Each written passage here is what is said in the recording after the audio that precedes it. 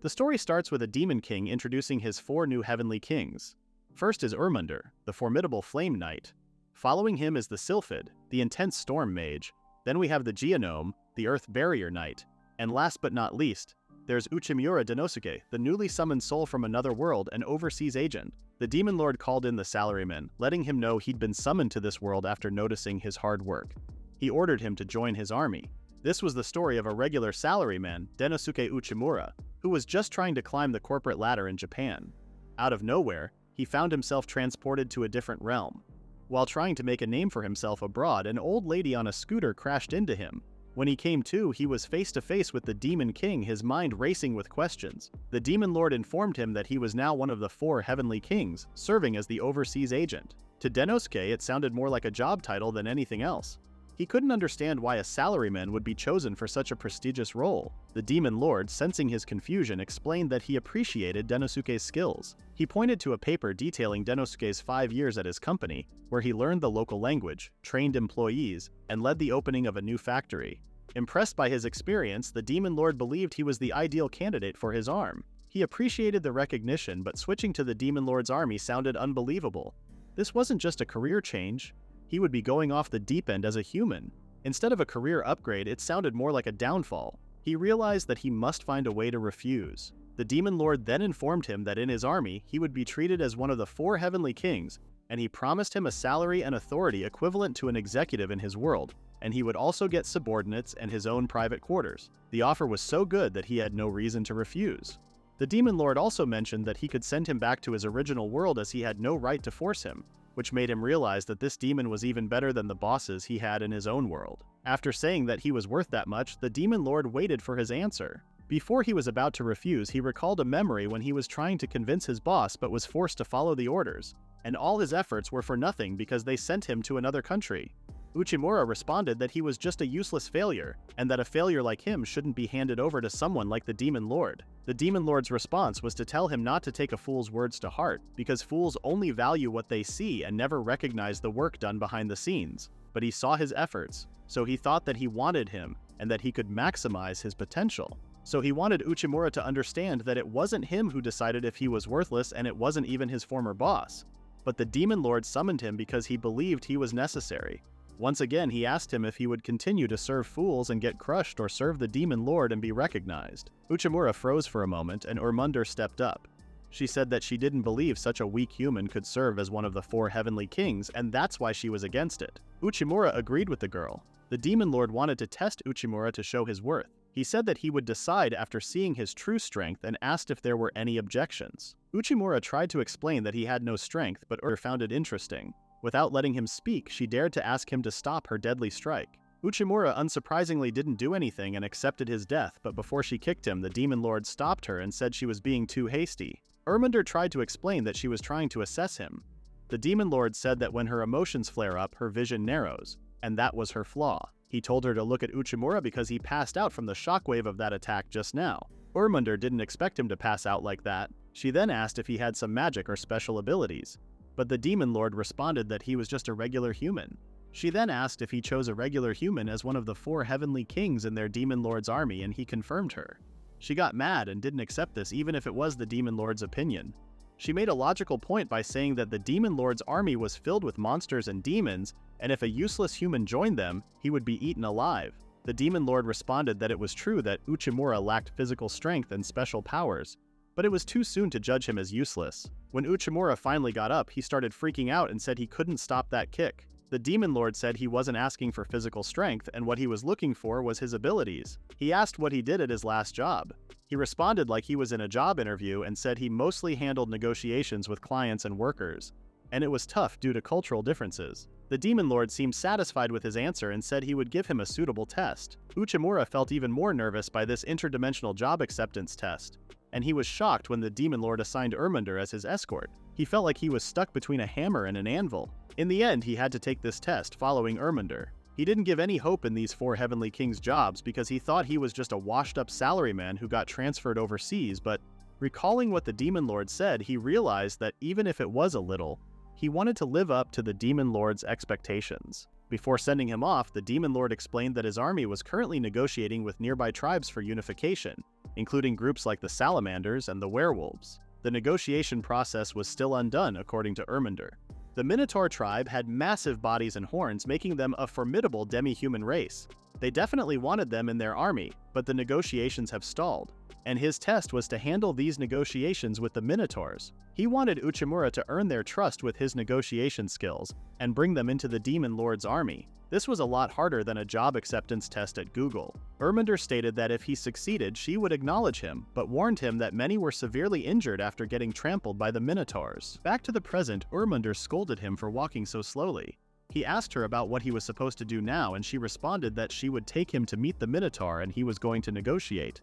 He didn't seem so sure about negotiating with them.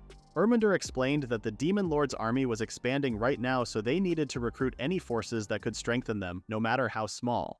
But the Minotaurs were violent.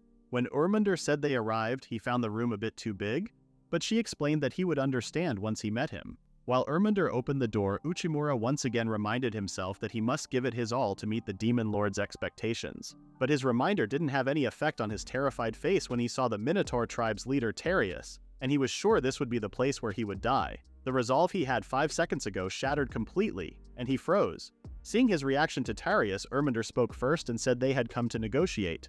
She told him that she would help him, but only at the start. She approached Tarius and started talking while Uchimura thought he was saved because she would smooth things over, but after 5 seconds she was already scolding him. He realized that she was terrible at negotiating. Erminder came back tired and said she was leaving the rest to him, even if she said that he wasn't sure he could even have a proper conversation with this massive creature. The first thing Tarius said was a curse word which triggered Erminder again, and she started yelling at him again. But just for a moment, Uchimura was about to notice something. Before he could do any negotiation, Tarius kicked them out. Erminder thought she proved how hard this negotiation was, and said it was a waste of time and was impossible. She decided to leave, but Uchimura noticed something and asked what it was. She said that it was garbage. Tarius brought it with him when he entered the castle and tried to bring it into the room, so her subordinates collected it. While she was busy getting angry at him, Uchimura had an idea and said he was going to try meeting with him again. She thought this was pointless because they already failed, but he didn't listen to her and started digging through the trash. He just remembered back in his world when he negotiated with people from overseas. Even though he may have learned their language, he didn't understand their culture, and as a result, there were times their relationship worsened. What wasn't needed wasn't a technique, but patience. He told her that she was giving up too quickly and nothing had even started yet. Even if he was huge, he was still a person. When discussions don't go well, it is because there was a major misunderstanding. To resolve that, he explained that she has to really look at the other person and patiently keep talking until she builds trust. Grabbing a whole bag of trash, he told her to leave it to him. Erminder obviously didn't expect him to be this determined, as he looked so timid. Just like the Demon Lord said, she thought she judged him too soon. She got excited and asked what exactly he was planning to do with all that trash. He told her that the important thing was to build a relationship of trust, and for that, their conversation from before held a crucial clue. The curse word he had was a clue, but Erminder didn't seem to understand him at all. In the next scene, Erminder was wandering around waiting for Uchimura to finish negotiations. It had been a whole night since negotiations were cut off, so she was clueless. Hoping that there was no trouble, she opened the door and asked if Tarius was still there, but all she could see was even more trash. Uchimura came and greeted her like nothing happened. She started freaking out, asking what he had done to the sacred Demon Lord's castle, and more importantly, where was Tarius? He calmly responded that Tarius was finalizing the agreement of the merger with the Demon Lord right now. As she was still puzzled, he explained that during yesterday's negotiations, the merger between the Minotaurs and the Demon Lord's army was finalized. She was shocked by everything she was hearing. She asked how he managed to do that. Uchimura responded with a saying from his world: "If you know the enemy and know yourself, you need not fear the result of 100 battles." The negotiations struggled before because they didn't understand him well enough. At first, Tarius was very open to negotiations. The Minotaurs are a tribe that lives in the remote southern regions. He wanted to join the Demon Lord's army as underlings and was hoping to receive food and technological support. But once he arrived at the Demon Lord's castle, his attitude completely changed. She wasn't following because they prepared a large room for him and he was still dissatisfied. He explained that the key point was the straw because the Minotaurs sleep in places covered with straw like this. Tarius brought his own straw to avoid causing trouble for the army, but it was confiscated by the same army. The stone floor was too cold, and with his weight it would hurt his body, so he was sleep-deprived during his stay. Erminder pointed out that they prepared a bed in his room and he could have just used that.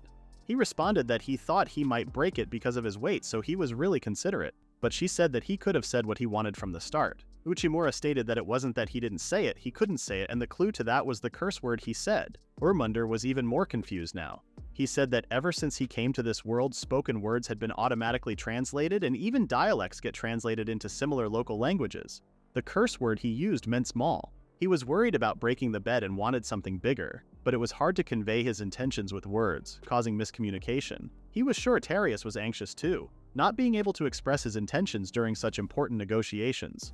So, when he spoke to him in his dialect, they totally got along and the talks went smoothly after that.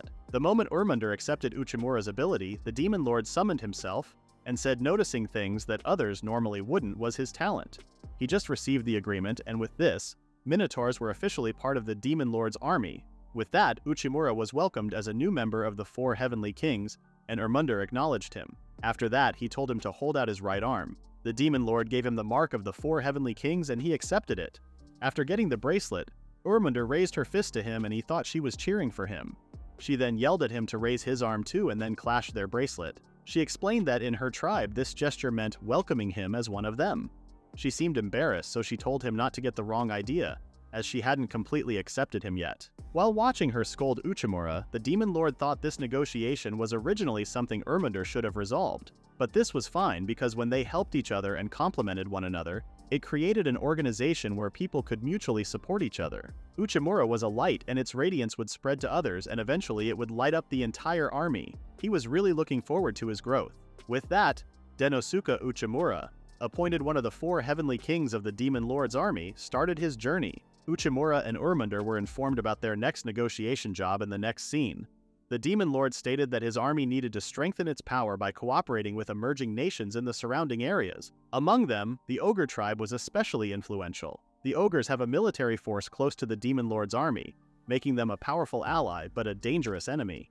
Because of their size, negotiations have always been difficult, and they lack the right person for the task. But after seeing the recent negotiations, he was convinced that Uchimura was the one who could handle this. With that, the Demon Lord decided to leave the role of negotiating with the Ogre tribe to Uchimura. With confidence, he accepted this task, but now he was regretting his choices after seeing the size of the Ogres. He felt their murderous intensity. Unlike him, Urmunder bravely stated that they wanted to speak with their chief.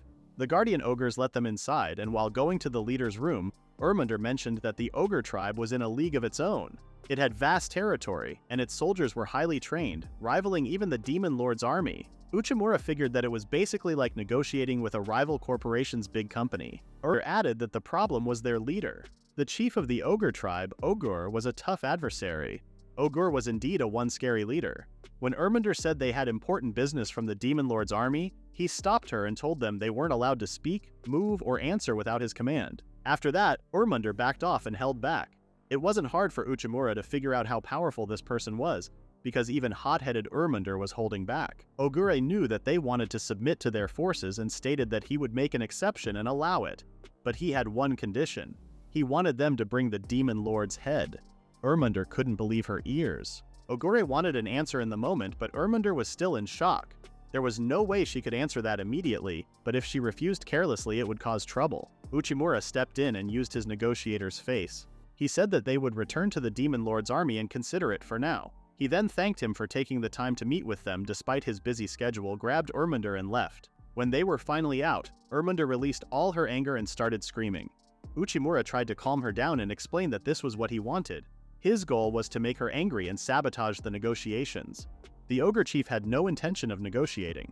However, as the Ogre tribe, they wanted to avoid groundless conflict. That's why he provoked the negotiator, because if things went south, it would be the negotiator's fault alone, and he would have grounds to attack. Urmunder was surprised that he was saying this so calmly because their lord was insulted. Of course, Uchimura was angry too, but if he had lost his temper there, it would have put the Demon Lord at a disadvantage. That's why he held back. Urmunder felt bad and apologized, but he said that if she hadn't been there, he would have snapped himself. She wondered what they were supposed to do now because they didn't have time to waste. He agreed with her and said they wanted to avoid a long-term play. While they were talking, they saw a woman approaching them. Uchimura asked who she was, and she said that she was Oruru, the daughter of Ogure. Urmunder asked annoyingly what she wanted. She said that she wanted them to overthrow Ogure. Uchimura got serious and wondered, Oruru stated that the Ogre tribe used to have significant influence over the surrounding tribes, but now their finances were strained, and some of them were struggling to even find food. Uchimura wasn't surprised, unlike Ermunder. He explained that the soldiers' equipment was tattered and the mansion was dim and lifeless. It was a scene often seen in declining major companies. Top-down systems have a simple command structure, so they operate quickly, but once they start to collapse, it is hard to fix. Oruru confirmed him and added that the only way to rebuild the crumbling Ogre tribe was to join the Demon Lord's army, but the chief refused to listen. She took out a potion and said her father was ill. He was putting on a brave face, but he no longer had the strength he did in his prime, so even if her father suddenly disappeared, the Ogre tribe would fall into complete chaos, and she wanted to do something before that happens. Uchimura stated that he understood how she felt but then called her a fool. He said that when she was part of an organization, she shouldn't just easily reveal internal matters, especially something as important as the leader's illness. Silence was a virtue, especially as the chief's daughter. She should be more careful. Oruru's face got red and she seemed impressed by him. She said that she was confident in her ability to read people. That's why she decided to talk to him. She then approached him, held his hand and asked him to marry her to become the king of the Ogre tribe. While Uchimura was freaking out, Ermunder's soul just left her body. After getting over the shock, Uchimura asked her if she shouldn't select someone from within the tribe. She said that everyone in the tribe was stuck in her father's way of thinking. Uchimura calmly explained to her that he understood her frustration with the old system and her desire for change, but what she was trying to do was not a revolution, it was recklessness. Getting rid of a tyrannical leader might make it seem like the problem was solved, but organizations weren't that simple. It was common to find out that the ones she thought were villains were holding the whole thing together. Those who were cornered always looked for the easy way out, the obvious solution, and tended to go for extreme actions. But what lay ahead was ruin. Oruru was stuck, and asked what she was supposed to do because no one felt any sense of urgency, and her father wouldn't even come to the negotiation table. He said that there was a way to get the chief to the negotiation table, but she would need to be prepared for it. She couldn't just stand by as a spectator and ask if she was ready to become an active participant. Oruru accepted everything and asked him to tell the method. 1 week later, Ogre called Uchimura and suddenly. He was furious because other tribes merged with the Demon Lord's army before them. That was exactly what Uchimura wanted. He told Oruru 1 week before that she was going to invite other tribes other than the Ogre tribe into the Demon Lord's army. He had heard that many other tribes besides the Ogre tribe were struggling. Oruru also heard that the neighboring tribes were also facing food struggles. In the past, the Ogre tribe had reserves and could provide aid, but now that was difficult, and as a result, the Ogre tribe's influence had likely weakened. He said that they would start by merging with as many surrounding tribes as possible, and it was a plan to encircle the Ogre tribe. Ogre didn't expect him to actually call for them. This was a strategy he used in the past to land a deal with a major company. If you go directly to a big company, all honest and straightforward, you would just get turned away at the door. Then the prideful big company couldn't stand seeing small ones with new products while they were stuck with old ones. Reluctantly, they ended up buying the new products themselves. If the surrounding tribes joined the Demon Lord's army, the Ogre chief would start to panic. He said that they were struggling to survive, and if they joined the Demon Lord's army, their livelihood would be secured. Ogre said he had never agreed to that, and the region was under the control of the Ogre tribe. His panic and anger didn't scare Uchimura at all. Negotiations driven by emotion rather than reason would always be lost by the one who lets their feelings take over. Uchimura apologized and stated that those negotiations were led by the Ogre tribe, not just by them. Ogure said he never did such a thing. Uchimura called for Oruru and she confirmed that she was there. He explained that Oruru took the lead and negotiated with the surrounding chiefs to arrange the merger. Begin the chief's daughter, and the negotiations went smoothly. Ogure adores his daughter too much to get truly mad at her. With Oruru's appearance, they had cleared the second phase. Oruru told her father that if they joined forces with the Demon Lord's army, they could receive support. She told him that the times have changed. Even the undefeated Chief Ogre was now aging and suffering from illness. It was time to join hands with the neighboring tribes. Uchimura interrupted and offered not a merger, but an alliance, a partnership as equals. When you corner a rat, you don't kill it and give it an escape route. Then the rat will take the path you have laid out without hesitation. In this scenario, it happened exactly like that. Ogre said he would consider it and give them an answer later. They thanked him and left there. Ogre was still surprised that Oruru went to negotiate on her own. He started to realize that times really do change. At a later date, Ermunder came to Uchimura's room to inform them that Ogre agreed to have an alliance with them, but saw him sitting in front of a pile of paper. Since he had become one of the 4 heavenly kings, the Demon Lord told him to pick his direct subordinates. but he had no idea who would be good. As a human, he couldn't tell if a demi-asterisk human or a demon was talented or not. Irmundr told him to trust his gut and pick whoever felt right. Suddenly, Uchimura stared at Irmundr and said it would have been nice if she was his partner. She started freaking out because they just met and it was too soon for her. He responded that she was the one he knew the best and he would feel more comfortable with someone he was familiar with. When he said it like that, Irmundr decided to allow it. The door knocked and it was Oruru. She said that she was sent here as a representative of the Ogre tribe since they formed an alliance with the Demon Lord's army. Personal exchanges were part of the agreement, and that explains it. She once again got closer and held his hand. She thanked him for everything. Uchimura said he just did his job within his role. She said that he was her benefactor and if there was anything she could do, he could ask. Irmundr suggested cleaning this room. Oruru was more than happy to help. Uchimura stopped her and asked why she trusted him and what made her decide to trust someone whose background she didn't even know. She said that it was a gut feeling. Suddenly, he asked her to become his direct subordinate. She wasn't sure if that was okay, but he said that he was looking forward to working with her. Oruru said she would do her best. Uchimura turned to Irmundr to shake her hand, but she said that as a rival, even if they were both part of the four heavenly kings, she was not here to be buddy-buddy. With Oruru's knowledge and royal studies, the negotiations progressed rapidly. Thanks to that, he has been able to focus on other tasks such as preparing documents, writing reports, and calculating budgets. But he was currently facing a major issue. The problem was the food supply. With the expansion of territory and a growing population from the merger, the next big issue was food supply. The people in this world were big, so naturally their food consumption was high too. At this rate, a food shortage was inevitable. Irmundr brought his food and he started eating. The Demon Lord's army mainly eats this grain called Jim. When he tasted it, he found it a bit watery. Irmundr responded that they were diluting it a lot with water. When one thinks of the Middle Ages, they picture meat and wine, but in times when spices weren't imported, it's said porridge and oatmeal were the staple foods. But poverty dulls the wit, and he just wanted something with more calories. When he said he wanted to eat some meat, Irmundr had an idea. She took him hunting. There have been reports of damage caused by magical beasts near the border, and the military had been asked to deal with it, and they could do it while they were at it. About 5 orcs were eaten. Uchimura was so shocked, but she explained that it was the law of nature for the weak to get eaten. Normally, the orcs should handle it themselves, but since the magical beasts were too strong, they were helping out. Uchimura once again realized that this world had more challenges than he expected, but he didn't know what he could do about it. Irmundr found a mushroom.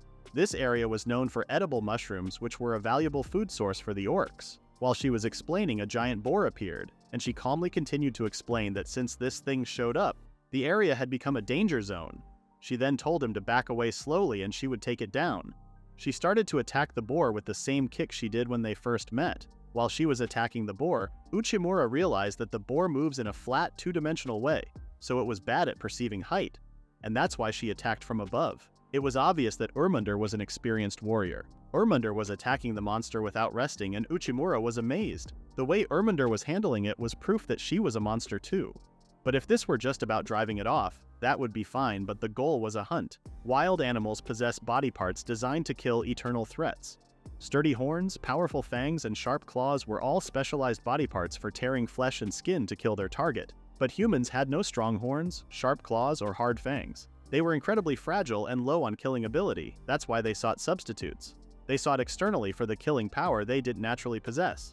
Fragile humans outsourced their killing intent to external tools to fight. Irmundr was also a human, but she didn't bring any weapons. He was sure she couldn't kill this thing with her bare hands.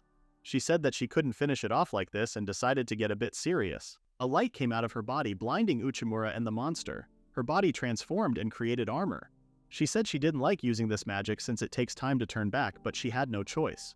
She told the monster to come at her with everything it had. The monster rushed towards her as if it understood what she said. But Irmundr's armor was so strong that she stopped the boar with one hand, lifted it, and cut its belly so it wouldn't be able to eat. Irmundr was shocked by everything he was seeing. After defeating the boar, wanted to eat it right away as if nothing happened. Uchimura's appetite was gone, but she said it had been a while since they had meat while dragging the corpse of the boar. This was one massive otherworld culture shock for Uchimura. Since Irmundr hunted down the demonic boar, it's going to be served in the orc village. She carried it out so easily despite her small frame, which was kind of terrifying for Uchimura. They couldn't believe she took it down by herself and were so happy because it's been a while since they'd had meat. Uchimura wasn't sure if it was okay compliance-wise to serve demonic boar to orcs. He realized that serving demonic boar to orcs and pig people was basically cannibalism. Plus, eating the being who ate your comrades was just messed up. but the others seemed just as happy as Erminder for being able to eat meat. One of them told Erminder that he went ahead and butchered just the legs for her. Uchimura wondered if Erminder could cook, and she said that as a 4 heavenly king, she had mastered all martial arts, so of course she could cook. Ever since Uchimura got here, it's been nothing but gim porridge, so he was really looking forward to this. When he asked what she was going to make, she said roast. She created a small flame from magic and directly roasted the pig. She said that they would roast it for a while like this, but there was a pillar of fire. She stopped him because if it didn't burn properly, it wouldn't work. After literally burning the boar, she said that it was ready. It looked like a charred object to him, but he decided to give it a try. But the moment he bites in, a wave of bitterness and harshness floods his mouth. He couldn't stop himself from saying that it was terrible. Erminder didn't take the insult of her food. What was terrible was her making him eat that strange dark matter. It was worse than he expected. With cooking this disgustingly bad, there was no room for improvement. Uchimura decided to step in and ask the orcs if he could borrow their kitchen. They all shared one oven, as only wealthy families could afford their own. He asked for the seasonings they had. He could really tell the wealth and development of a civilization by its diet. This country doesn't have a coastline, so getting salt must be difficult. And trade was probably underdeveloped too. Since the seasonings were rare, he said that he would use just a small amount of salt and asked for some edible mushrooms instead. After gathering the ingredients, he started cooking. He made a full roast boar and boar soup with mushrooms. Erminder curiously tasted the meat and she was shocked by how tender it was. The soup had no chunks and no gamey smell at all. The meat tasted like meat, yet there was no gamey odor. The orcs seemed to love the meat too. The meat they roasted usually smelled bad and the kids didn't want to eat it, but this meat had no odor at all. Uchimura explained that since it's fatty when roasted, they should make sure to cook it slowly over a low fire so it doesn't burn. That way, the excess fat would drip off. Boar meat tends to smell gamey, so they should start by rinsing it under running water to drain the blood. For the soup, if they cook the meat quickly, it reduces the odor. The orcs were worried when they heard a new 4 heavenly kings were coming, but Uchimura was so down to earth that they were relieved and asked for a cooking lesson. Erminder found it beneath that 4 heavenly kings were teaching people how to cook. But that wasn't the case for him. Cooking was the accumulation of knowledge. Even the blood-draining technique he just mentioned was developed from years of knowledge and experience in eating meat. Knowledge was born through trial and error, and behind that is a foundation of rich resources. In other words, Erminder figured that he was saying this country was poor, so it lacked accumulated knowledge. It was frustrating, but he was right. This country was poor.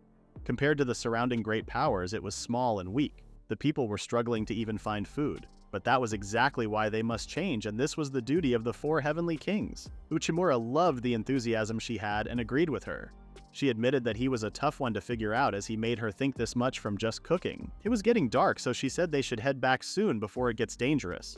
They offered them to stay for the night, but she created a flame ball to brighten up the dark paths. Uchimura asked if it was magic, and she confirmed him. She said that magic was a universal wisdom granted only to the demon folk to wield. The skill she showed him in the fight with the demonic boar also came from magic. Uchimura found it a bit inconvenient. At first, she struggled in the fight with the demonic boar. The reason was that she didn't have high damage equipment. Sure, she could alter her body with magic, but the time it takes to return to normal was a disadvantage. If she had just equipped a weapon from the start, it would have been more efficient. The same goes for the cooking. If she'd used the oven from the beginning, it wouldn't have ended up charred. Erminder said he was absolutely right, but that remark was an insult to her. She said that he was smart, and even the difficult negotiations were resolved after he arrived. He had more than enough strength as one of the 4 heavenly kings, but not everyone lives by the righteousness he preached. She trusted him a little, but she was disappointed to realize that he was just a human from another world. The efficient way of thinking seemed incompatible with the demon folk. Uchimura tried to say something, but she said that she wasn't confident she could protect him as she was right now, and left him there after saying he should stay here and leave in the morning with an orc escort. Uchimura realized that he had really messed up this time. He got carried away without being considerate. Even if she looked human, she was from another world. He knew her culture and way of thinking were different, but still couldn't stop himself from making inappropriate comments. He felt the need to go after her to apologize, but that was impossible. He would just get ambushed by monsters in the middle of the night and slaughtered. In the next scene, the demon lord tells him that he did well in subjugating the magical beast. He also noticed that Erminder returned late at night and he returned early in the morning with the orcish escort and asked if something happened. Uchimura started trembling and sobbing while saying that he wasn't qualified to be one of the 4 heavenly kings. The demon lord listened to what happened and Uchimura expressed how sorry he was. Causing problems in relationships made him unfit to be one of the 4 heavenly kings, and he wanted to take responsibility and quit. The demon lord told him to not act so rashly. Last night he gave his opinion to Ermunder about the equipment, but for some reason, it struck a nerve with her and she became furious. Honestly, he wasn't even sure what he did wrong and didn't know what to do.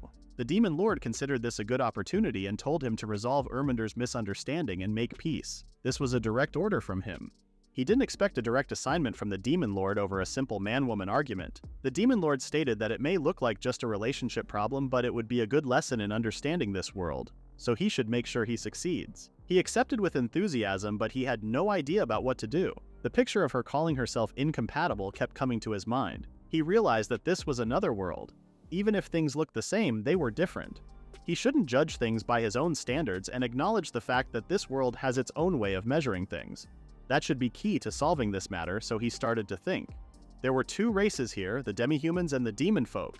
In his mind, the demon folk were like elves, intelligent types, and the demi-humans were like orcs, giving off a wild impression. In the Demon Lord's castle, it was the opposite. The demon folk wear revealing clothes and look wild. On the other hand, the demi-humans were properly dressed. Unlike Terius, who lives on the frontier, the ones in the Demon Lord's castle have a higher cultural level, which explains the difference in how the demi-humans dress. But he had no idea why the demon folk wore such revealing clothes. Clothing reflects the times, culture, and even religion or ideology, so he was confused as to why they wear revealing clothes. He then remembered Ermunder saying that magic was universal wisdom granted only to them, the demon folk, to wield. He once tried to study magic, but he didn't really understand it when he looked at the time he borrowed from the library in the castle.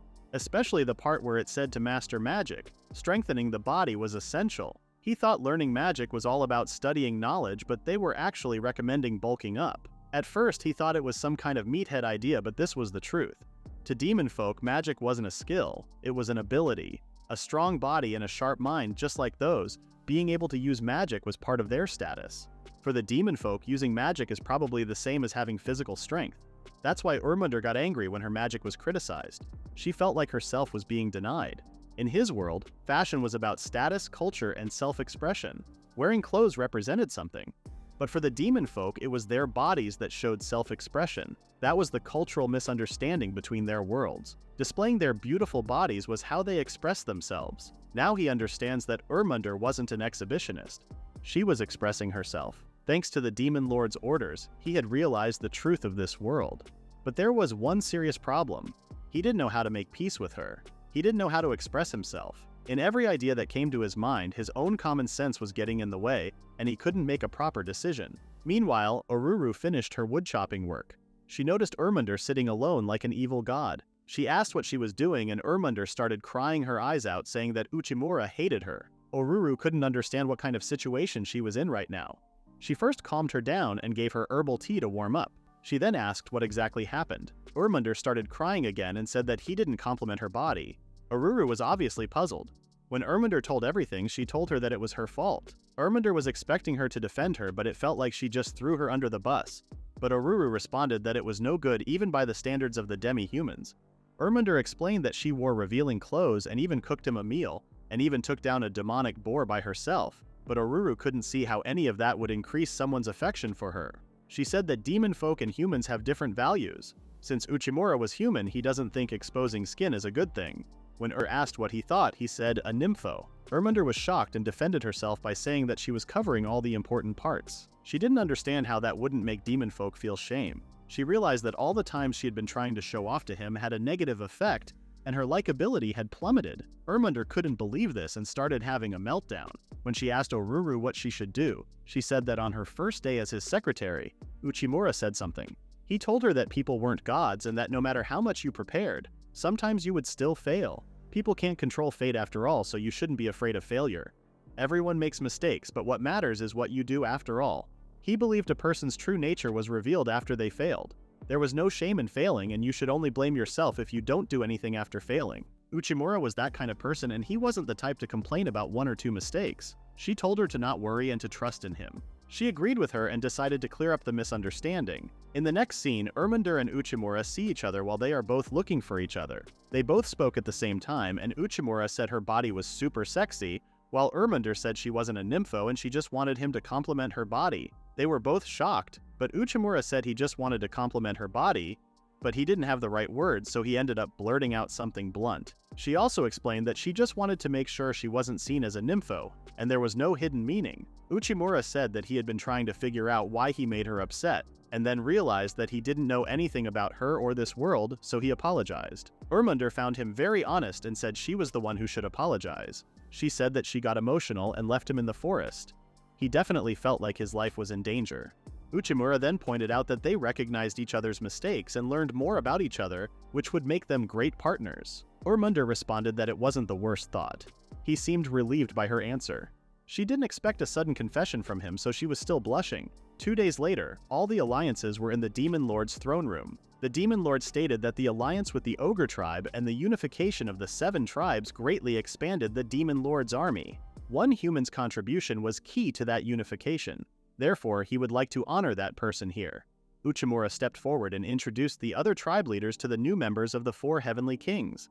The Demon Lord mentioned how much he had accomplished in such a brief period and expressed his gratitude. As a token of appreciation for his service, he gifted him a magic lightstone. Uchimura appreciated the gesture but insisted that this success wasn't solely his doing. He then knelt before Urmunder and declared that he wanted to present the gemstone to her, acknowledging that they both played a part in this achievement. Urmunder was shocked, and the first thing she said was to yell at him, asking if he was an idiot. He begged her to take it as he wouldn't feel good as her partner. Giving a magic lightstone in a public setting was seen as a reward, but Uchimura didn't know that giving it to someone of the opposite sex meant a proposal. In the next scene, Uchimura is suddenly summoned by the Demon Lord. He was so nervous and tried to think of what he could have done wrong.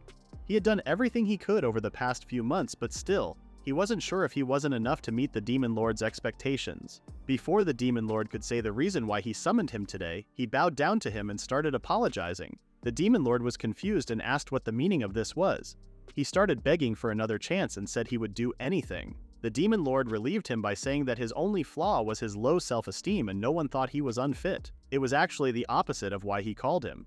He recognized his abilities and had a mission for him. He was eager to take any mission from the Demon Lord, but when the Lord said the mission involved magic, he was surprised. Since coming to this world, the inequality between demon folk and demi-humans has been noticeable. Uchimura confirmed to the Lord that he could feel the divide with the demi-humans, and it was true that demon folk who could use magic tended to be privileged. The Demon Lord's army was a mixed organization of demon folk and demi-humans, and it wasn't good that certain techniques could only be used by specific races. That's why the Demon Lord wanted him to devise a way for anyone to use magic. Uchimura was confused because magic wasn't his area of expertise, as he was just a mere human. The Demon Lord said this wasn't a problem and gave him a stone to hold. When Uchimura was handed the stone, the Demon Lord snapped his finger and the stone started shining.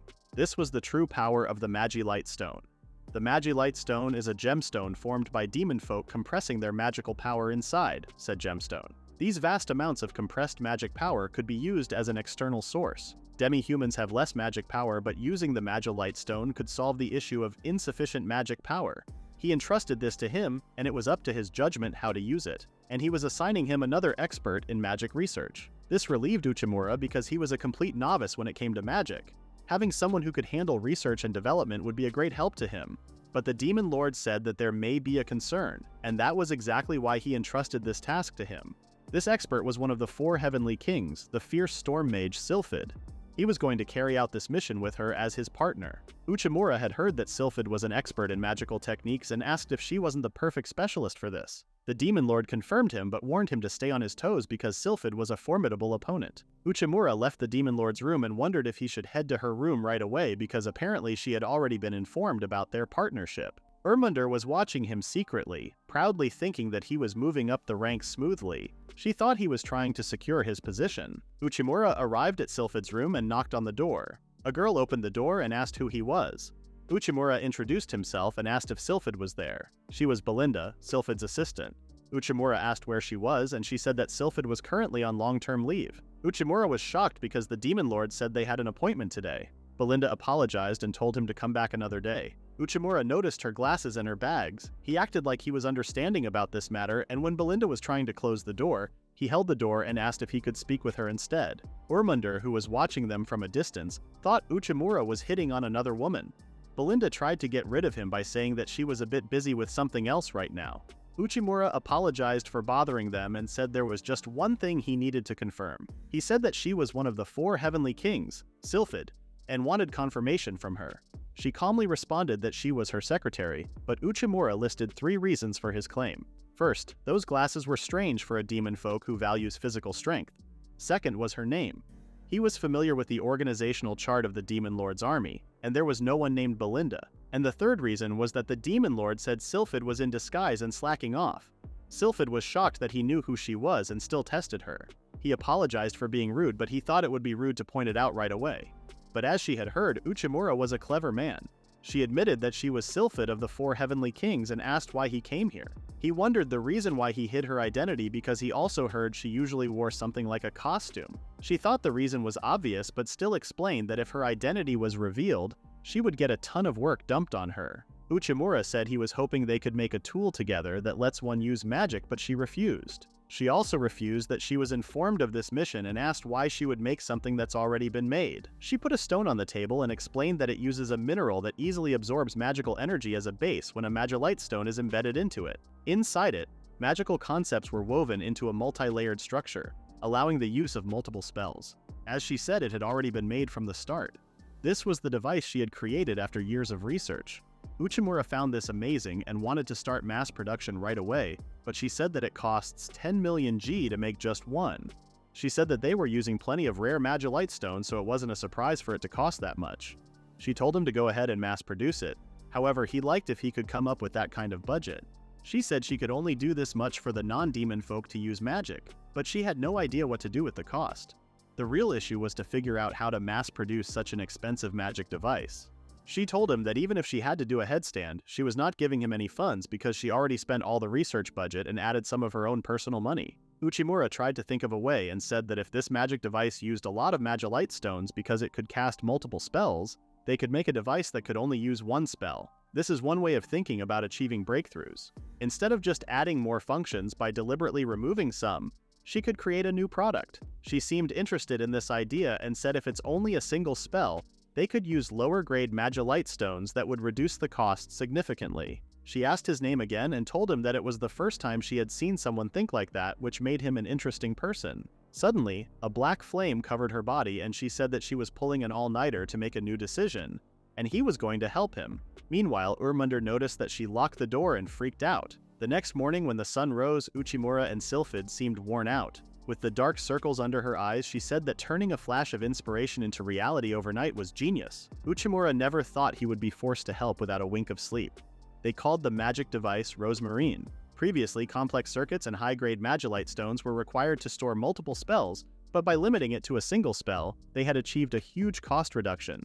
And they could not even mass-produce it with lower-quality magic light stones. Uchimura figured he deserved some recognition for putting up with all her crazy requests. But hey, at least he picked up a thing or two about magic along the way. She suddenly stood up and wanted to be the practical experiment right away, and he would be the test subject, but he wanted to get some rest. She gave him 1 hour to rest.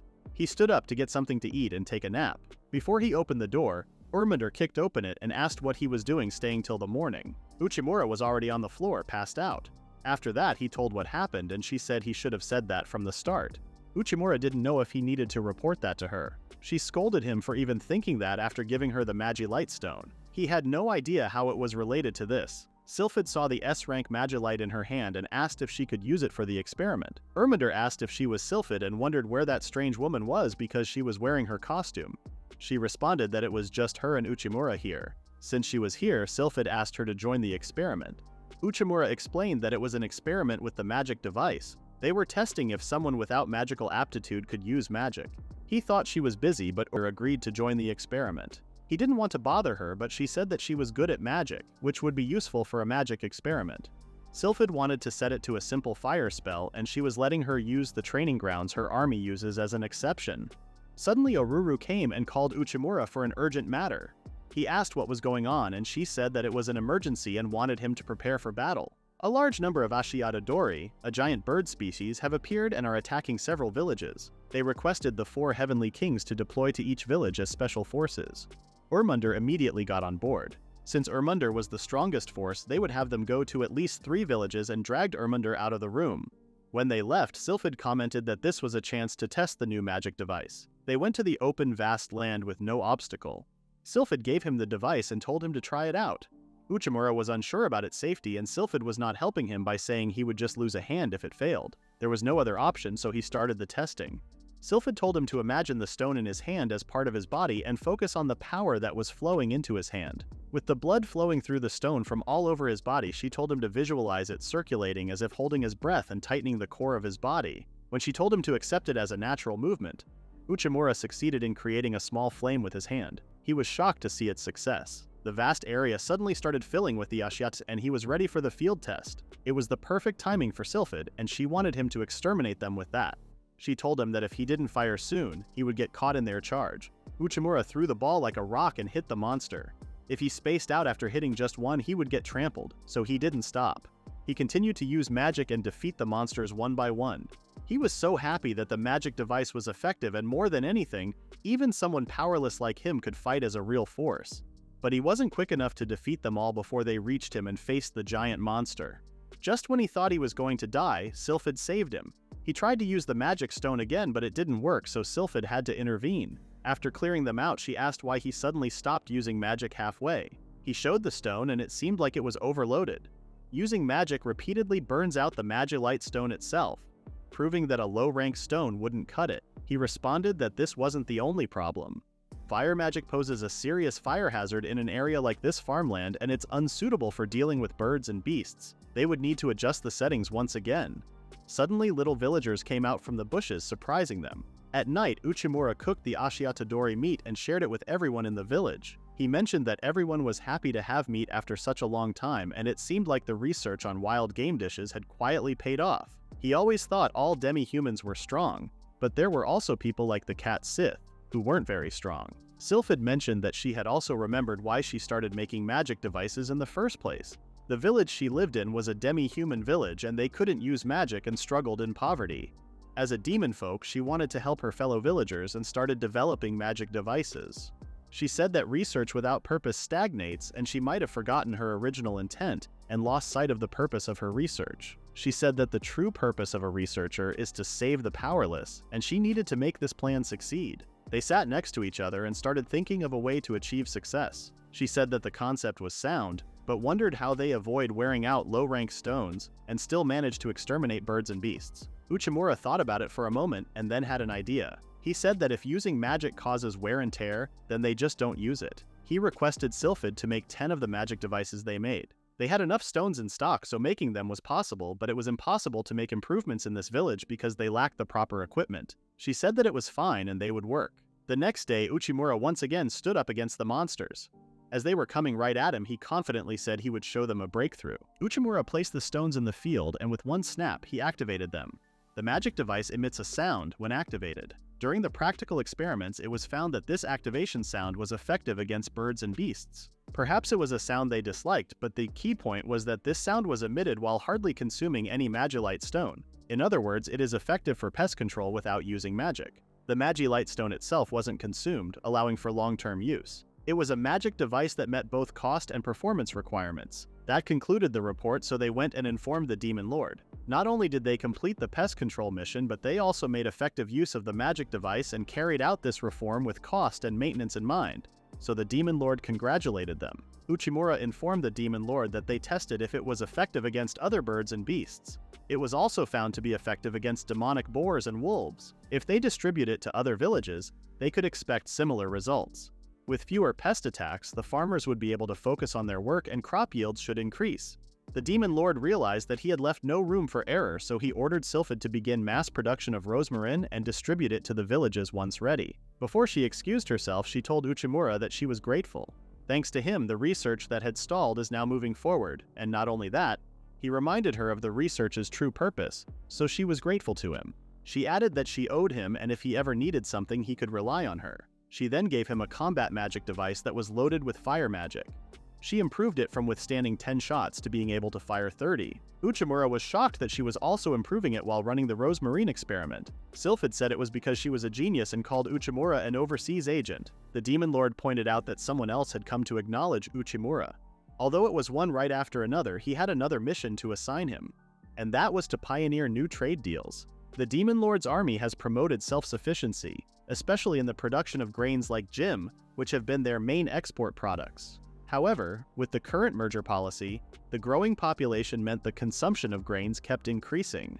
In other words, they may need to consider importing grains in the future. Additionally, they need means to trade grains with unstable yields as a replacement. When the Demon Lord asked if he understood what he meant, he confirmed him. He didn't say it directly, but the true intention of this order was to acquire gold.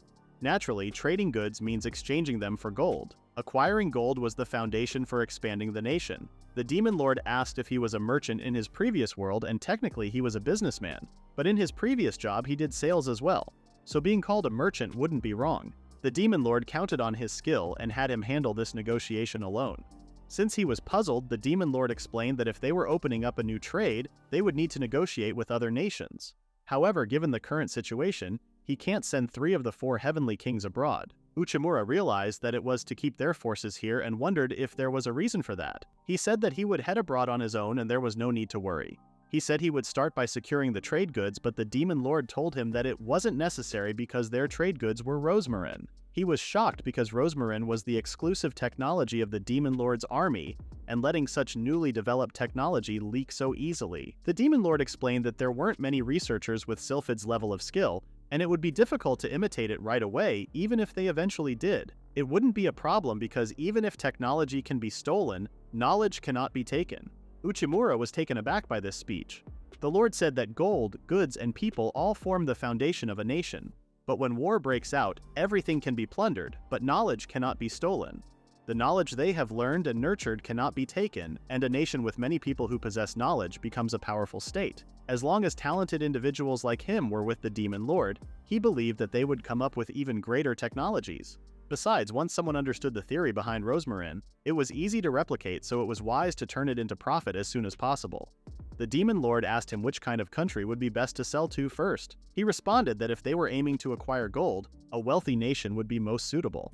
A rich country would likely have plenty of gold, so as a foothold into the market, he believed starting with a wealthy nation seemed like the best strategy.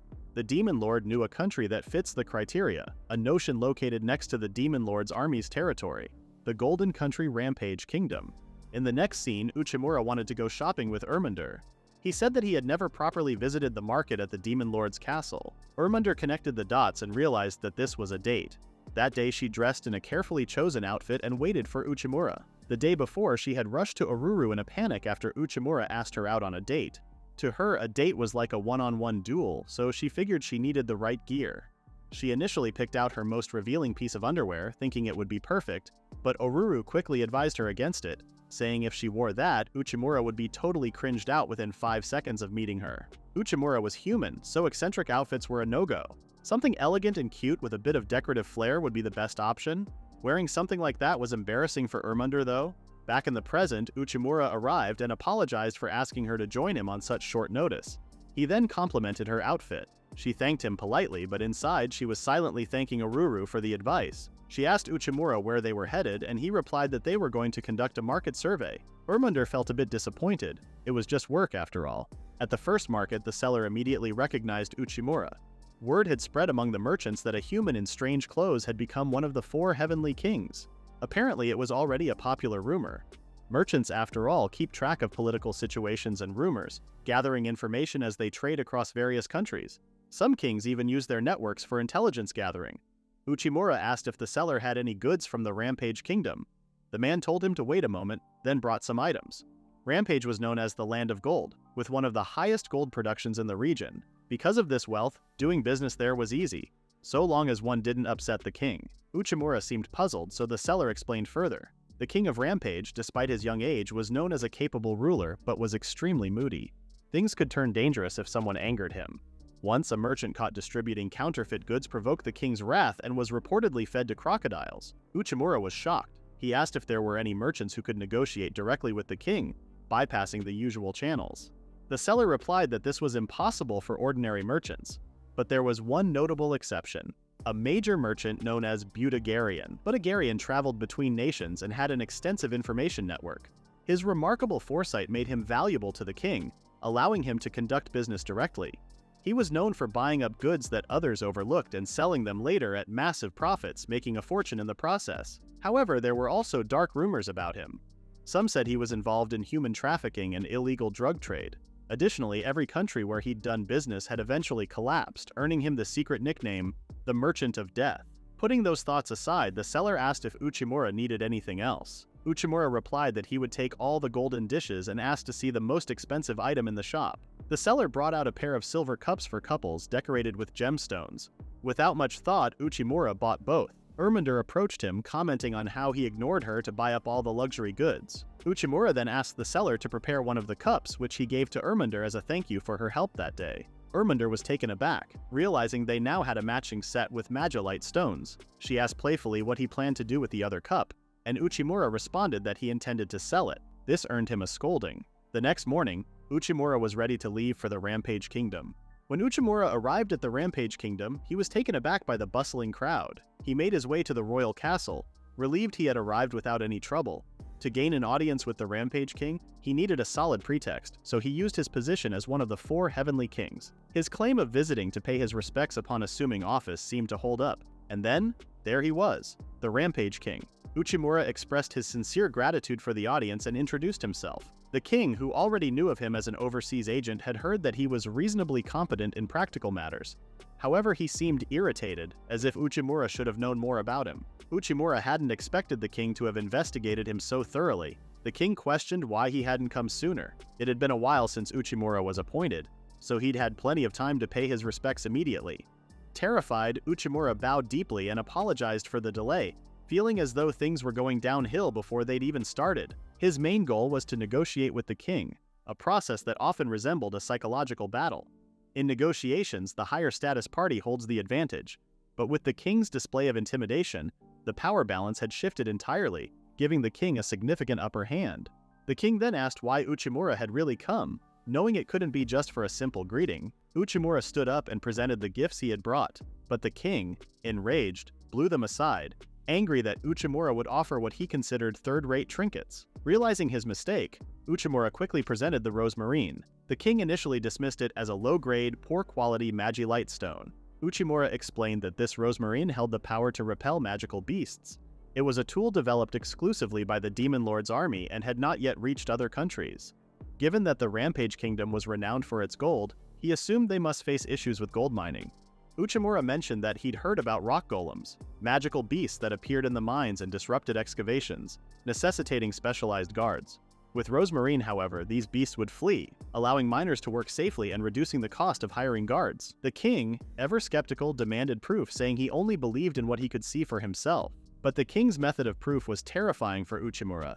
He would have to demonstrate it with his life on the line. Despite his fear, Uchimura managed to use the stone effectively, proving that Rosemarin was indeed what the king needed. As the monster crocodile shifted its focus from Uchimura to the king and charged, Uchimura prepared a fireball. Though it proved unnecessary, the crocodile exploded before it even reached the king's throne. Now intrigued by both Rosemarin and Uchimura, the king remarked on Uchimura's audacity for standing before him as an equal. He was impressed by Uchimura's negotiation skills and above all by his loyalty, as he had acted instantly to protect the king. The king decided to buy all of the Rosemarin, asserting that, as the king of gold, when he requested everything, he expected nothing less than the entire stock.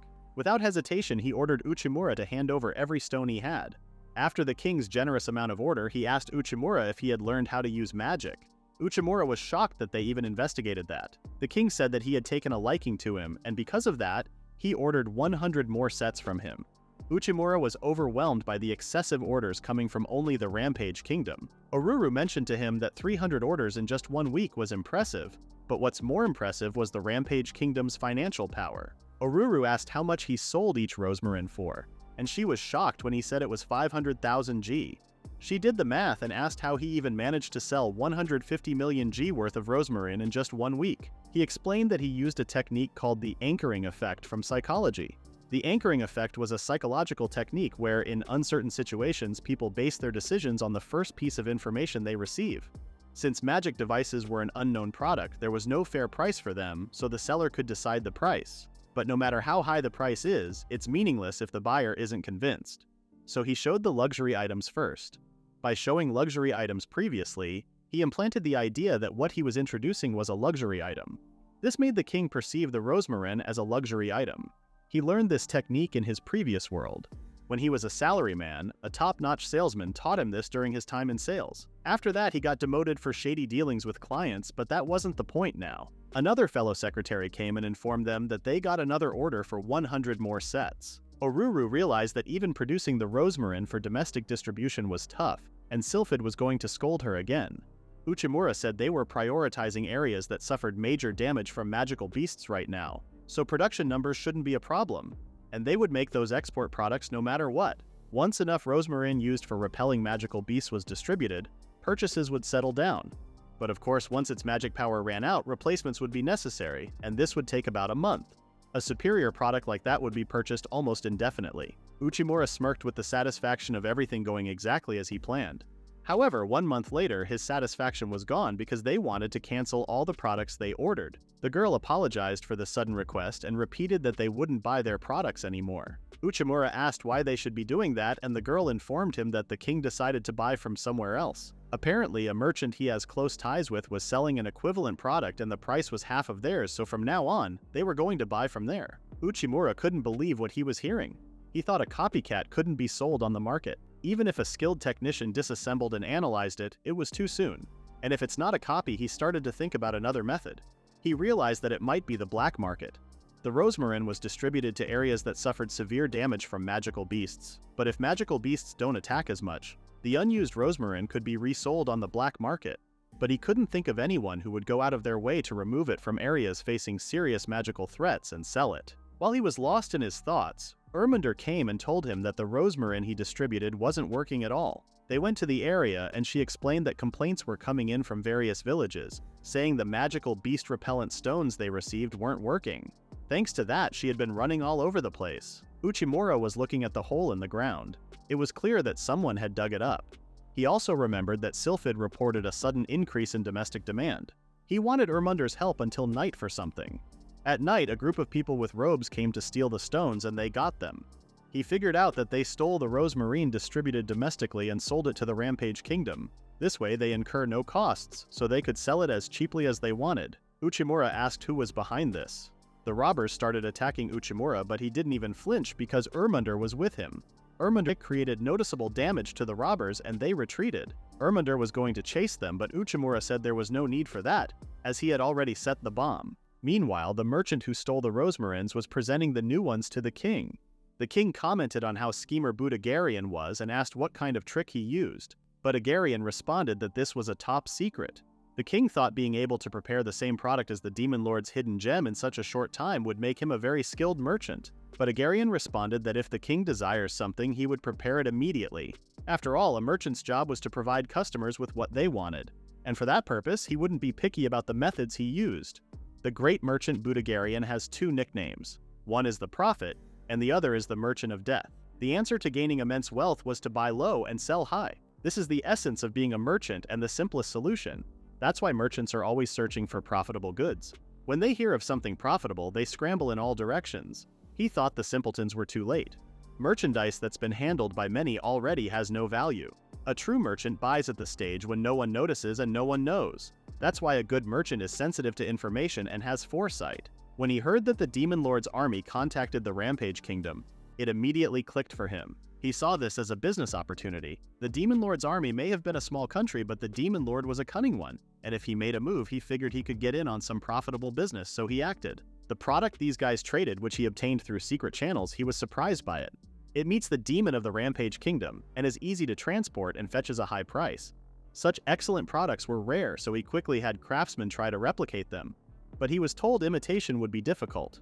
For various reasons, mass production was impossible. An ordinary person would probably give up here and think it was impossible to copy such high-grade products. But he was a merchant and his job was to deal with goods, not necessarily make them themselves. So he thought if he couldn't make it, he could steal it. He figured that this monster-repelling stone was most likely being used within the Demon Lord's territory, and if there was a seed of profit to be raped, he would be the one to harvest it properly. He sent his trained assassins into the Demon Lord's territory and stole the stones. His investment was zero and the goods were exactly the same, so even at half price, it was still an enormous profit. He knew the Demon Lord's trader was probably skilled, but he had made a huge profit just by snatching up the fruits of his laborers. He thought he might call him a coward or accuse him of dirty tricks, but if that was the case, that would mean he misunderstood the essence of doing business. His principle was that there was no good or evil in business. While he was leaving the king's castle, he was thinking about pulling out before the Demon Lord's army found out. But he couldn't leave the palace. He was captured by the guardians and they took him to the king's room again. But Agarian was confused and thought there was a misunderstanding. The king broke the Rosemarin into pieces with one hand. He said that the stones he had been bringing recently were all like this and asked what the meaning of this was. But Agarian panicked and tried to defend himself by saying that this must be some kind of mistake. But it seemed like it was too late because the king was so furious. The king asked what the meaning was of trying to pass off inferior goods to him. But Agarian felt trapped because he had no answer to this question, as he didn't even know the meaning either. All he did was resell the stolen stones. He realized that this was a setup. The king then said that that guy had the answer. Uchimura appeared right behind Budagarian. Looking at Budagarian with the most intimidating face, Uchimura greeted him. Uchimura introduced himself as one of the 4 heavenly kings. Budagarian heard about him. He thought Uchimura was appointed as one of the 4 heavenly kings out of the blue, but then he racked up accomplishment after accomplishment. At first glance, he looked weak like someone with no power. But he shouldn't be underestimated. Rumor has it he has the power to unilaterally command violent leaders of such tribes as Minotaurs or the Ogres. He acknowledges him as the most dangerous man in the Demon Lord's army. Uchimura told him that the Demon Lord's army is currently using a new type of magical device, the Magic Gear Rosemarin. It was a new technology for repelling monsters. However, recently there have been numerous incidents of it being stolen by known individuals. Since it was the Demon Lord's army's latest technology, and crucial for protecting the safety of the residents, they could no longer overlook those thefts within the Demon Lord's territory. He took out a stone and said at first glance it looks like Rosemarin, but it was just an ordinary stone with no power in particular. They deliberately placed these in prominent spots at the same location as Rosemarin. Thanks to this, the damage thefts have drastically decreased. Uchimura asked him why he was dealing with these dummies. It was confirmed that Budagarian was completely trapped. He revealed it, aiming for this exact timing. This was planned and right in front of the king, in a place where there was no escape. Budagarian started begging the king and said he had no intention of deceiving him. While begging for forgiveness, he knew he was acting pathetic, ridiculous, and foolish. But no matter what humiliation or hell he endured, if he could survive, he could start over. He was dedicated to surviving no matter how disgraceful he looked. But what he wanted didn't matter because the king already decided to kill him. A giant crocodile was summoned and it started coming at Budagarian. He tried to escape with the fear of death. Right before he was being killed, Uchimura interrupted and saved him. The king asked what he was thinking he was doing. Now he was angry at both Budagarian and Uchimura because Uchimura interfered with the royal verdict.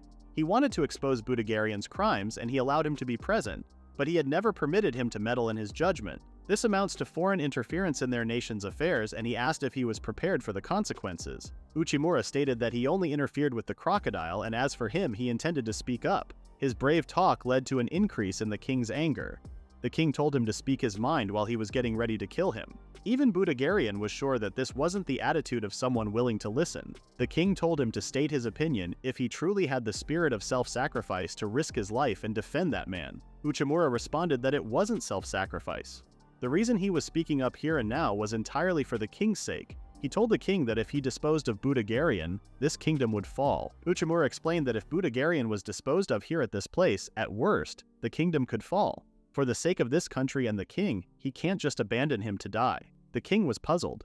He said that countless people want to do business with their nation and he held no special value. Uchimura said 2 words: orange powder.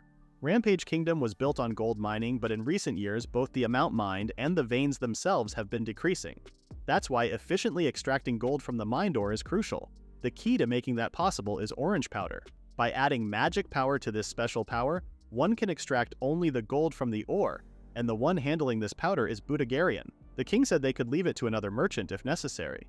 Uchimura responded that he couldn't procure it without him. Orange powder is primarily sourced from the distant Toki Kingdom, but currently the Toki Kingdom is restricting the export of orange powder. In the past, external and internal conflicts over rare resources were endless. Because of that, they've become extremely cautious about exporting their domestic resources. And in such a situation, the only one allowed to trade is Budagarian. After the war, when the country was in ruins and no other nations offered support, it was Budagarian who gathered and provided food and supplies. Toki Kingdom felt indebted to him for that, and that's why they allowed him to trade orange powder. Some call him the Merchant of Death because he actively traded in conflict zones, but in reality, because he takes risks to trade, there are goods and countries that only he can deal with. What's more, he added that it was necessary to pass through many countries to reach the Toki Kingdom. Merchants who could navigate each of these nations smoothly and quickly were invaluable. Killing someone with his track record and skill would be a huge loss. What the king didn't understand was the reason behind his telling this. The matters of Rampage Kingdom and Budagarian were irrelevant to him. That was true because to the Demon Lord's army, Rampage was just another country, and there was no reason to go so far for people from another nation. As for him, he was a swindler and clearly a threat to the Demon Lord's army. He wondered what kind of hidden agenda he had, but Uchimura was confused and asked what he meant by that question, because for him, if someone's in trouble and you're in a position to help, you would help them. He thought everyone would just act naturally in that situation. The king and Budagarian were both frozen for a moment. The king then started laughing. After laughing for a good minute, he decided to go to sleep and did nothing to Budagarian. Uchimura asked if he was fine with letting him go, but he didn't even care and kicked them out. Uchimura laughed and said it was good that they were both safe. Budagarian looked at him very puzzled because he was confused as to what kind of person he was. He was trying to figure out what he was planning in his head. Meanwhile, Uchimura had a panic attack, saying that he thought he was going to die and was so scared. He even wanted his help to walk because he couldn't move while his legs were shaking. Oruru came with the thieves and welcomed Uchimura at the gate. The thieves suddenly hugged Budagarian and called them father. The assassins who were stealing Rosemarin were Budagarian's adopted children. While trading in war-torn areas, he took in war orphans, raised them as his own, and had them work for him. Judging by how fond they were of him, it didn't seem like he forced them to work. Budagarian asked if he knew about this, and he responded that he had investigated his background and the children too. Once he knew, he couldn't just let it go and was glad he was able to reunite with his children safely. Budagarian was shocked that this unknown man risked his life to challenge the king after knowing all that. He was so thankful to Uchimura. After that, Uchimura wanted to entrust him with the sale of Rosemarin since he traded with various countries. Budagarian was confused because he deceived him. Uchimura stated that they had their duties with the Demon Lord's army, and it was difficult for them to push sales to distant regions. That's why they wanted to ask a merchant they could trust. Budagarian felt so embarrassed and shook his hand while promising that he would make this trade a success. Now that they settled this too, Uchimura and Oruru need to go to the Demon Lord's army. Before they left, Budagarian wanted to tell him something. He said that based on his experience and intuition while traveling through conflict zones, he discovered a certain cycle and it might be coming for the Demon Lord's army next. Uchimura asked what he was talking about and he said that a calamity was approaching. In the next scene, Uchimura was thinking about the calamity Budagarian told him about. He opened the window of their carriage and asked Oruru if she knew anything about this calamity, but what he saw was a wyvern, a giant monster. He started using the Rosemarin to chase it off. When he called for Oruru, Ermunder came and defeated the monster with one kick. They were shocked and surprised by her sudden appearance, but she said that there was an emergency. She said that the order went out to the entire army to deal with the calamity, so she ran from the Demon Lord's castle to get him. Ermunder asked if they did anything weird as they were alone, but Uchimura didn't even understand what she meant. He asked what the emergency was, and she said that wyverns had invaded the Demon Lord's territory. It was a parade of disasters threatening this country. Dozens of them had already approached the city and the soldiers were currently engaging them. The number of enemies kept growing and they were hastily setting up a defensive line. The Demon Lord has classified this as a calamity. Uchimura asked what the difference between a regular attack and a calamity was. Ermunder explained that a calamity was like a natural disaster or a natural catastrophe. But it wasn't a regular natural disaster. Calamities come in the form of beasts and monsters, a disaster with a tangible form. This was her first time experiencing one too. The ones with experience were her father and grandfather, but all past calamities were apparently devastating. Entire towns have been wiped out by past calamities, and it wasn't going to end with just a few wyverns this time either. That's why they were mobilizing the whole army. And now, the 4 Heavenly Kings have received special orders. Only Sylphid has a separate mission. She was handling calamity countermeasures at various locations. The remaining 3 of them were on defense duties. They were to prevent the wyverns from invading and intercepting them. They arrived at the Calamity defense line, the Demon Fort. It was the largest stronghold of the Demon Lord's army. This massive fortress was built along the mountain range and there were 2 more on the same scale right next to it. They went inside and met with someone unfamiliar to Uchimura, but it seemed like this person knew about him. She opened her hoodie and revealed her long black hair and cat ears. Her name was Geonome, and she was the Earth Barrier Knight and the only demi-human among the 4 Heavenly Kings. She said that she had heard rumors about him that he was a savior who turned despair into hope. She welcomed him to the Fortress of Despair and called him a hero. Uchimura realized that the rumors were getting out of hand. Geonome got really close to Uchimura and asked him if he was going to handle this fortress too, as they were counting on him. Irminder immediately guarded Uchimura and yelled at Geonome to not touch him. She told her that Uchimura wasn't cut out to be a hero and he was weak and would die instantly if she hit him. She wasn't helping Uchimura's reputation though. Geonome didn't seem intimidated by Irminder's anger, and they started arguing while Oruru informed Uchimura that they didn't get along. Geonome decided to start by explaining the battle situation, but then the bell rang, alarming everyone that wyverns were coming. Geonome seemed sick of this, as they had just started taking a break. The other warriors ran outside to defend and she told them to come too. Geonome told Uchimura to get a good look at the situation here. Everyone in there got ready for another attack from those monsters, and they started firing when they appeared. The chaos of the battle led to another chaos between the demi-humans and the demon folk. Irminder noticed this and didn't wait any longer to start fighting. She was also keeping an eye on Uchimura and alarmed them that there was a monster behind them. Geonome saved them with her arrow and then took out her sword, finishing the monster's life with ease. She ordered the demi-humans to keep their distance and the demon folk to lure them in before attacking. After a while, the chaos ended and it was time for them to take care of the injured people and the food supply. Oruru had to leave Uchimura to help the injured people. Irminder was tired from all those fights and was catching her breath in a corner. Uchimura analyzed everything just as Geonome told him. After things calmed down, Uchimura found Geonome and brought her food. She said that she would eat it later. She then questioned if he was really one of the 4 heavenly kings because he was useless on the battlefield. Uchimura responded that he was a non-combatant. She decided to contribute to him outside of battle and asked what he was thinking about this fortress. He got serious and responded that from his brief observation, if this fortress stayed as it was, it would fall within a few days. Geonome requested that he explain it in more detail. He stated that this fortress has both demon folk and demi-humans mixed together, and it's probably because the defense line was set up in a rush. The fortress wasn't going to fall because of an enemy attack. It would fall due to internal division because of the conflict between the demon folk and demi-humans. There were 3 reasons. The first was strategy. The more soldiers they had, the stronger their army.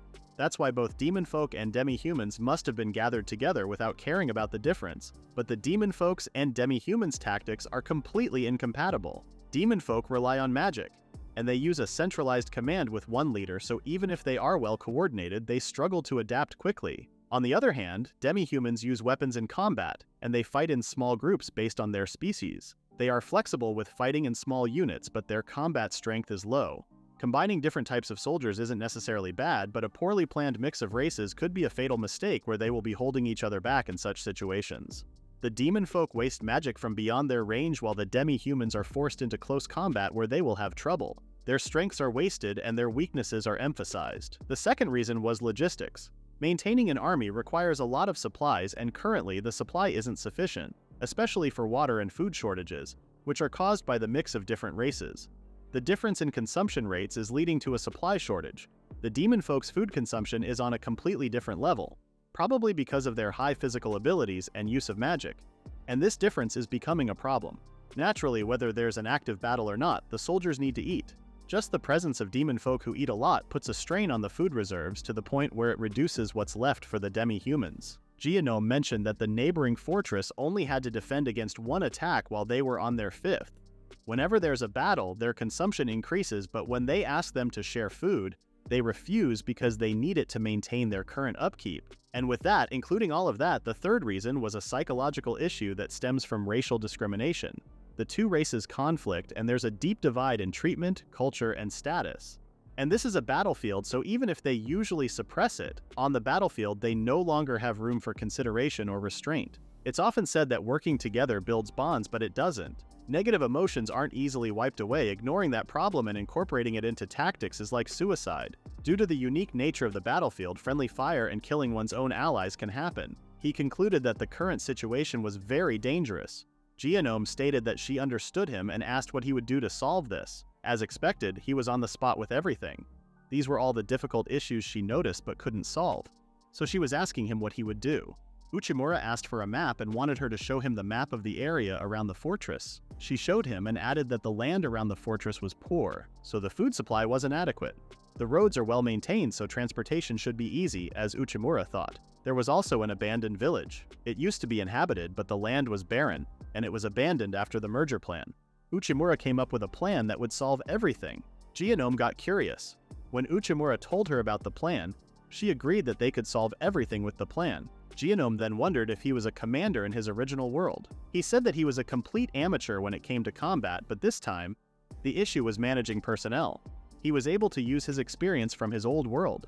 She mentioned that if they could execute this plan, they could fight back against the Calamity. If it can be executed, then it can't just be an empty theory. He said that they need to understand, accept, and take action. Unless they get both opposing sides to do this, it won't work. The demon folk wouldn't follow Genome's lead, so Erminder would take the lead on that. But there was a risk that the consistency of orders could be lost. Genome said this wouldn't be a problem because there was already a perfect person for the job. In the next scene, Genome tells the demon folk that there is someone who brings hope in this critical situation and introduces Uchimura as the hero. Even though he looked cool and calm, Uchimura was questioning what was going on. Everyone was shocked to see him because they knew him as the strongest of the 4 heavenly kings. Genome called Uchimura's name and he only raised his fist. This led to an unexpected cheer. Before that introduction, Genome told him that he needed to take charge of this fort. He refused to do that, but she explained that this fortress has 2 command chains, one for demon folk and one for demi-humans. That was a serious problem. Any delay in orders could lead to death, so it needs to be solved immediately. But they didn't have the right person for the job. Neither Genome nor Erminder could handle it. But with him here, who's neither demon folk nor demi-human, with his accomplishments, fame, reputation, and deep knowledge, he was the only fit for this role. Uchimura was concerned that there might be resistance if a new leader took over. But she said that what they needed was appearance and presentation. But now, this was a bit too much for him.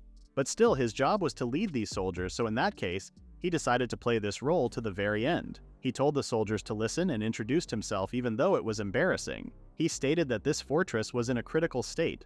The Calamity was approaching and their defenses were insufficient. The biggest reason for that was the divide between the demon folk and demi-humans. They should be working together and fighting like one.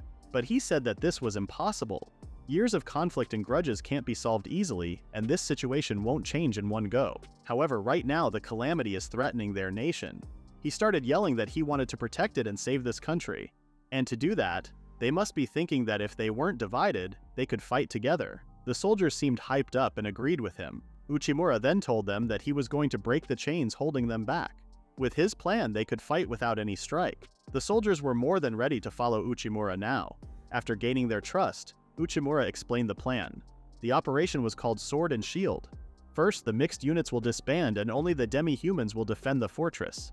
Meanwhile, the entire demon folk unit will wait at the abandoned village behind the fortress and wait for a signal to strike. After the sound of the bell, they started attacking.